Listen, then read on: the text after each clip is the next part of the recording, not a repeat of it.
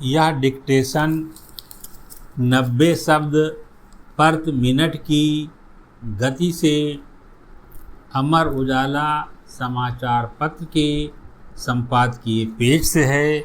यदि यह आपको अच्छा लगे तो लाइक, शेयर और सब्सक्राइब अवश्य करें। रेडी।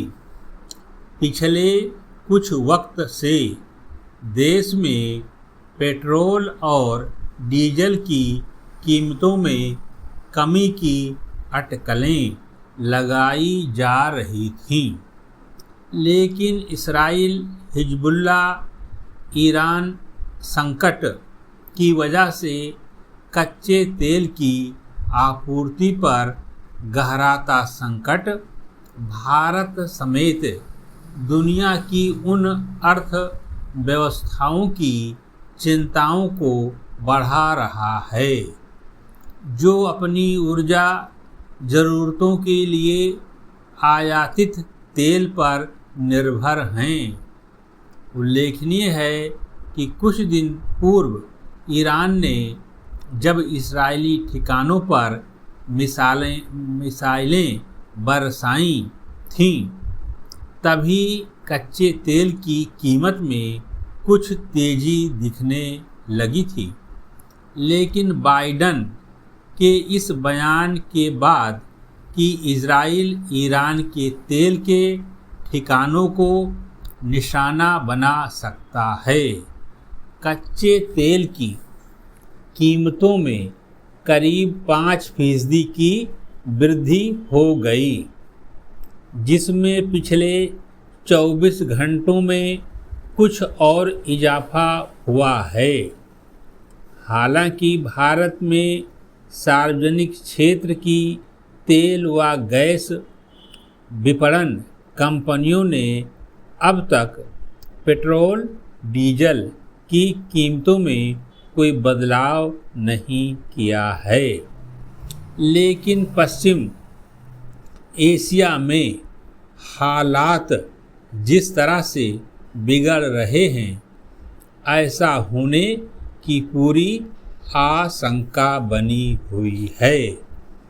उल्लेखनीय है कि ईरान दुनिया में तेल का 7वां सबसे बड़ा उत्पादक देश है, जो अपने तेल उत्पादन का करीब आधा निर्यात करता है। भारत ने पिछले कुछ समय से रूस से तेल के आयात को बढ़ाया जरूर है, लेकिन इसकी तेल व गैस ज़रूरतों का बड़ा हिस्सा अब भी पश्चिम एशिया से ही पूरा होता है। लिहाजा अगर इसराइल और ईरान में युद्ध पूरी तरह से भड़कता है तो लाल सागर और हारमुज की खाड़ी जैसे विश्व के प्रमुख तेल मार्गों में बाधा पहुंचेगी, जिससे कतर से होने वाले तरल प्राकृतिक गैस LNG और रूस, इराक व सऊदी अरब से तेल के आयात में दिक्कतें आएंगी। ओमान और ईरान के बीच स्थित हारमुज की खाड़ी को वैश्विक तेल व्यापार का चौराहा कहा जाता है और इसी वजह से यह मार्ग वैश्विक ऊर्जा सुरक्षा के लिहाज से अहम है। वैश्विक बाजार में तेल की कीमतें बढ़ने से घरेलू स्तर पर भी तेल की कीमतें और तदनुरूप महंगाई बढ़ सकती है, जिससे आम लोगों पर आर्थिक दबाव बढ़ेगा। यह देखते हुए कि हर बार तेल की कीमतों में उछाल हमें अपनी ऊर्जा सुरक्षा पर पुनर्विचार करने पर मजबूर कर देता है। वैश्विक समुदाय को पश्चिम एशियाई संकट का शांतिपूर्ण हल और वैश्विक आपूर्ति को सुरक्षित रखने की कोशिश तो करनी ही होगी। ऊर्जा के नवीकरणीय स्रोतों को बढ़ावा देते हुए तेल पर निर्भरता के दौर से उबरने के प्रयास भी करने चाहिए। समाप्त।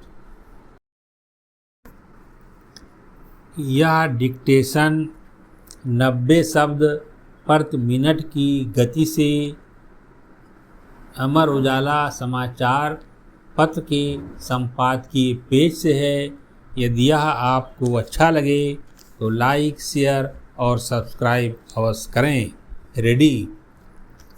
इसराइल द्वारा हिजबुल्लाह पर किया गया विनाशकारी हमला क्यों और कैसे ईरान, रूस, उत्तर कोरिया और यहाँ तक कि चीन के लिए भी दुनिया को हिला देने वाला खतरा बन गया है।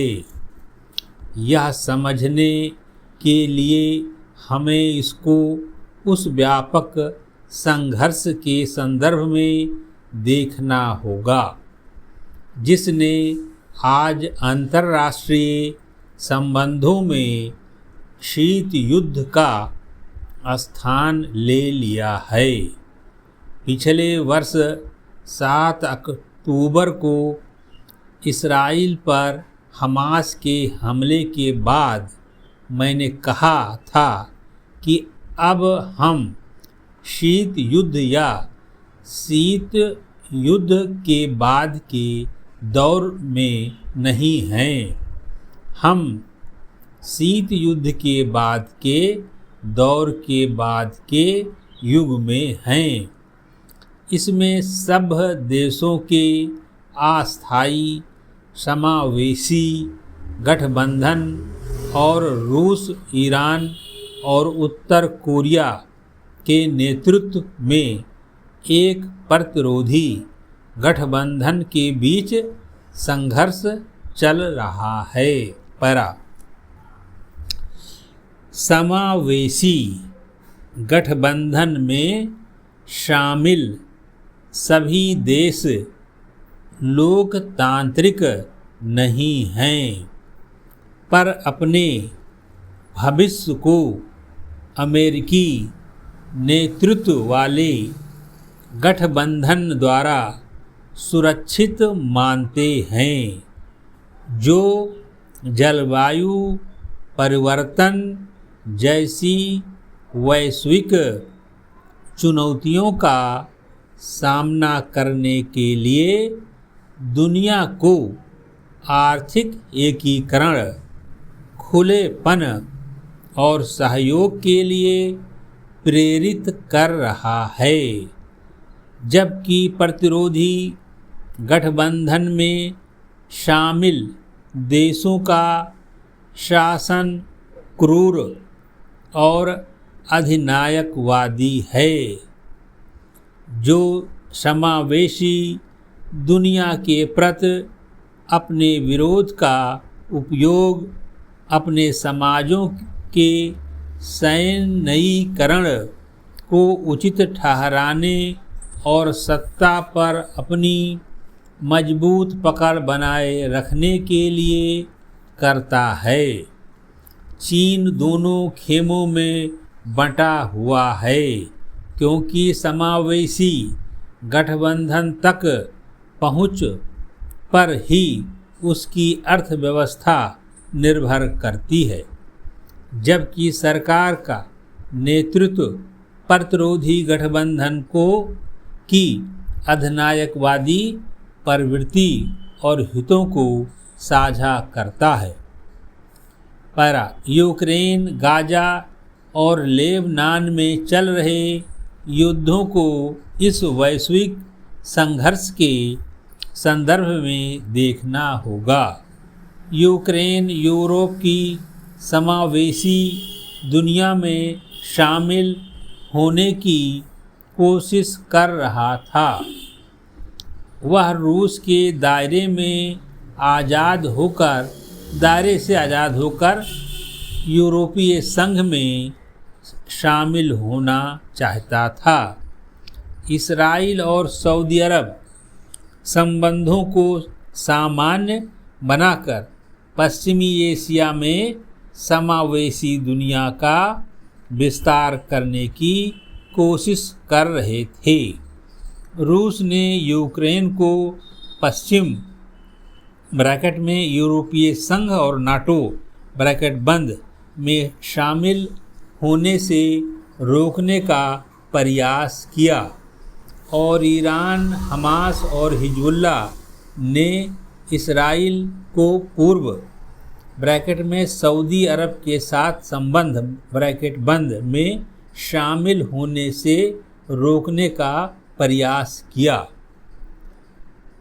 अगर यूक्रेन यूरोपीय संघ में शामिल हो जाता है तो यूरोप के संपूर्ण और स्वतंत्र होने की समावेशी दृष्टि लगभग पूरी हो जाएगी और रूस में व्लादिमीर पुतिन पूरी तरह से अलग थलग पड़ जाएंगे।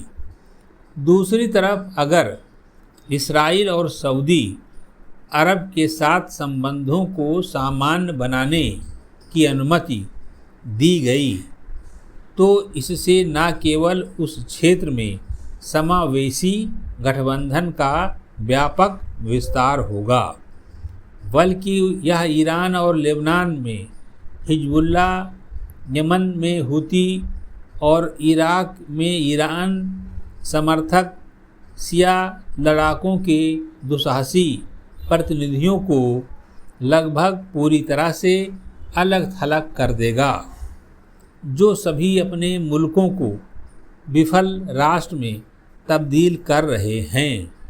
वास्तव में यह कहना कठिन है कि हिजबुल्ला और उसके नेता हसन नसरुल्लाह जो इस्राएली हमले में मारे गए से लेबनान और सुन्नी व ईसाई अरब जगत के कई हिस्सों में लोग कितनी नफरत करते थे, क्योंकि उन्होंने लेबनान का अपहरण कर उसे ईरानी साम्राज्यवाद का अड्डा बना दिया था। पैरा पिछले दिनों में ओरिट पेलोव से बात कर रहा था, जो इसराइल के राष्ट्रीय सुरक्षा अध्ययन संस्थान के लिए अरब सोशल मीडिया पर नज़र रखती है। उन्होंने बताया कि लेबनानी लोग नहीं चाहते कि बेरूत को गाजा की तरह नष्ट कर दिया जाए और वे वास्तव में गृह युद्ध की वापसी से डरते हैं। लेकिन नसरुल्लाह के अंत को लेबनानी, इसराइली और फ़लस्तीनी लोगों के लिए अस्थायी रूप से बेहतर भविष्य में तब्दील करने के लिए अभी बहुत सारे कूटनीतिक कार्य किए जाने बाकी हैं। बाइडन हैरिस प्रशासन अस्थायी समावेशी गठबंधन को रणनीतिक महत्व देने के लिए एक नेटवर्क बना रहा है। पूरी परियोजना का मुख्य बिंदु इसराइल और सऊदी अरब के बीच संबंधों को सामान्य बनाने का बाइडन टीम का प्रस्ताव है, जिसके लिए सऊदी अरब तैयार है, बशर्ते इसराइल पश्चिमी तट में फ़लस्तीनी प्राधिकरण के साथ द्विराष्ट्र समाधान पर बातचीत शुरू करने के लिए सहमत हो। और समस्या यहीं पर आती है। कुछ ही दिन पहले संयुक्त राष्ट्र महासभा के समक्ष इसराइल के प्रधानमंत्री बेंजामिन नेतन्याहू के भाषण पर बारीकी से ध्यान दें तो वह प्रतिरोधी और समावेशी गठबंधनों के बीच संघर्ष को अच्छी तरह समझते हैं।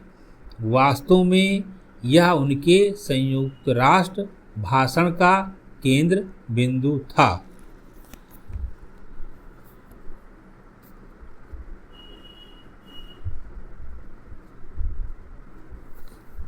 हुई नहीं।